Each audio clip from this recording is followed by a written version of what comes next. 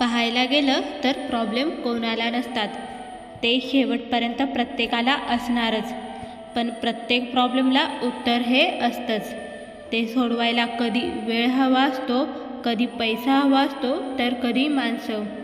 या 3 टप्प्यापलीकडचा प्रॉब्लेमच अस्तित्वात नसतो. सगळी दुःख दूर झाल्यानंतर मन आनंदी प्रसन्न होईल हा भ्रम आहे. सर्वात पहिलं हा भ्रम दूर करा, मन प्रसन्न करा. सगळी दुःख आपोआप दूर होतील. प्रत्युत्तर द्यायला सामर्थ्य लागतं असं काही नाही. कधी कधी सहन करून शांत राहायला सुद्धा खूप सामर्थ्य लागत असतं. निंदा करणारे करत राहतील. आपण ना तत्व बदलायची ना निष्ठा. ठेवायचा तो फक्त संयम. गमावणाऱ्याला पण कळेल की त्यांनी काय गमावलंय ते.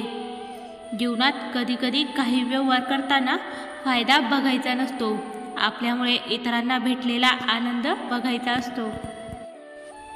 जोपर्यंत तुम्ही तुमच्या आयुष्यात अपयशी असता तोपर्यंत तुमचे विचार कितीही चांगले असले तरी ते इतरांसाठी व्यर्थ असतात.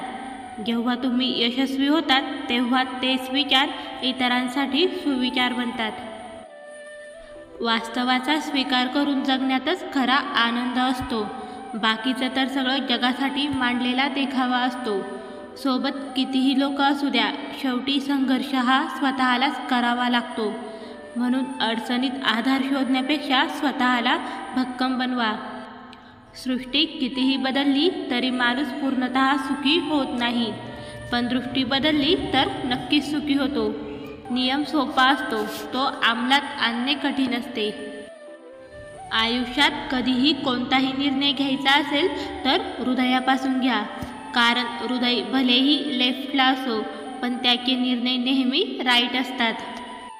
स्वतःच्या दुःखाची कितीही जाहिरात केली तरी खरेदी करणारा या जगात कोणीच भेटत नाही. त्यासाठी स्वतः खंबीर व्हावं लागतं. माणूस सगळं विसरतो पण मिळालेली वागणूक कधीही विसरत नाही. म्हणून आपल्याकडून दुसऱ्यांना नेहमी आदरयुक्त वागणूक द्यायला पाहिजे. जोपर्यंत आपण रोजच्या सवयी बदलणार नाही तोपर्यंत आपले जीवन बदलणार नाही. यशाचे रहस्य हे आपल्या रोजच्या सवयींमध्ये अवलंबून असते. वर्तमान काळामध्ये वाया घालवलेला वेळ आपला भविष्यकाळ बिघडवत असतो. उद्याचा भविष्यकाळ हा आपल्या वर्तमानाच्या त्यागातूनच निर्माण होत असतो. ठाम राहायला शिकावं. निर्णय चुकला तरी हरकत नाही. स्वतःवर विश्वास असला की जीवनाची सुरुवात कुठूनही करता येते. पहिलं स्वप्न भंग झाल्यावरही दुसरं स्वप्न बघण्याची हिंमत म्हणजेच खरे जीवन असते. असे सुंदर पॉझिटिव्ह विचार ऐकण्यासाठी व्हिडिओला लाईक आणि चॅनलला जरूर सबस्क्राईब करा.